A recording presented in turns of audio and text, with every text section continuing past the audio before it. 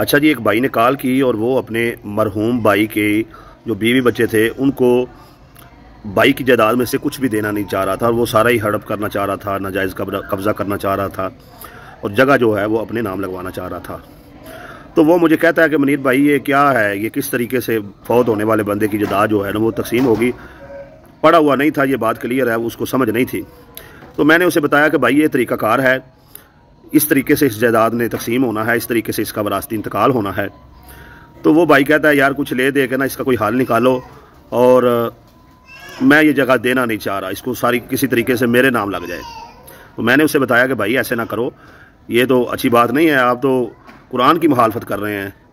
तो कोई ये कानूनी मसला नहीं है, ये तो शरई मसला है विरासत का।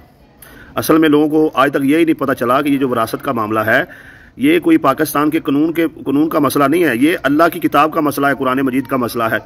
तो मैं विरासत पर जो है कुरान मजीद की एक आयत पेश कर रहा हूँ, इसको सुन लें और समझ लें और फिर अपने ज़हन में सोचें कि आपने इनमें से किसी रिश्तेदार का हक़ तो नहीं मारा हुआ। अगर मारा हुआ है तो आपने कुरान की मुखालफत की हुई है, अल्लाह और अल्लाह के रसूल की मुखालफत की हुई है।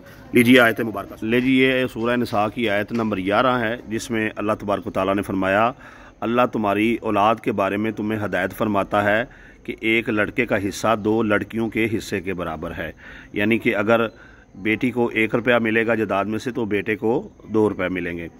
बस अगर लड़कियां 2 से ज़ायद हों तो तरके का 2 तिहाई उनका हक है। यानी कि टोटल जायदाद के 3 हिस्से बनाएंगे तो 2 हिस्से उन बहनों को मिल जाएंगे और फिर बीवी का हिस्सा और बाकी जो जद्दी हैं उनको चला जाएगा। अच्छा, और अगर सिर्फ एक लड़की है तो निस्फ तरका उसका है, आधी जायदाद जो है वो एक बेटी को मिलेगी। और मैयत की औलाद होने की सूरत में वालदैन में से हर किसी को तरके का 6ठा हिस्सा मिलेगा। टोटल हिस्सों के 6 हिस्से बनाएंगे तो 6ठा हिस्सा जो है वो वालदैन को मिल जाएगा। और अगर मैयत की औलाद ना हो बल्कि सिर्फ माँ बाप इसके वारिस हों तो इसकी माँ को 3रा हिस्सा मिलेगा। बस अगर मैयत के भाई हों तो बाप को 6ठा हिस्सा मिलेगा। ये तकसीम मैयत की वसीयत पर अमल करने उसके कर्ज़ की अदायगी के बाद होगी।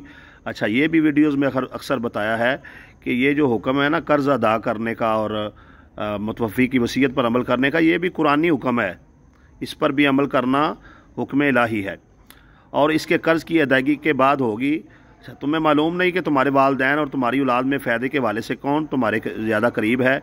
ये हिस्से अल्लाह के मुकर्रर करदा है। ये थी सबसे अहम बात, किसके मुकर्रर करदा है? अल्लाह के। यकीनन अल्लाह बड़ा जानने वाला बा हिकमत है।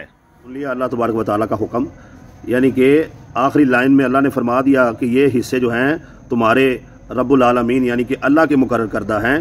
ये किसी इंसान ने मुकर्रर नहीं किए, ये कोई पाकिस्तानी कानून के मुताबिक हिस्से मुकर्रर नहीं हुए, ना ही ये पिंड के किसी चौधरी ने मुकर्रर किए हैं कि इसमें रद्दो बदल कर लो।